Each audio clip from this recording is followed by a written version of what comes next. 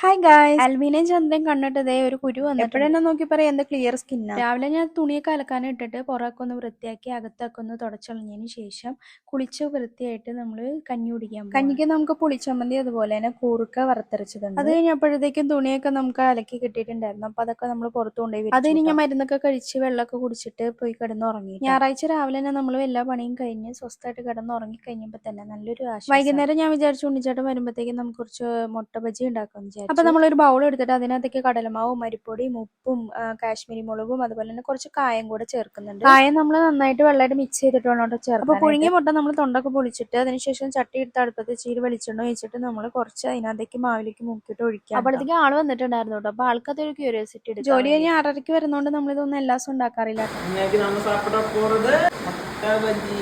ഉണ്ണിച്ചേട്ടൻ ഇതുപോലെ തന്നെ ഉണ്ടാക്കി കൊടുത്താലും ഭയങ്കര സന്തോഷമൊക്കെ. പിന്നെ കുറച്ച് കട്ടൻ കാപ്പിയും കൂടെ വെച്ചു. പുറത്ത് നല്ല മഴയായിരുന്നു. ചില വൈകുന്നേരങ്ങളൊക്കെ ഇങ്ങനെയാവുന്നത് എനിക്ക് ഇഷ്ടമുള്ള കാര്യം.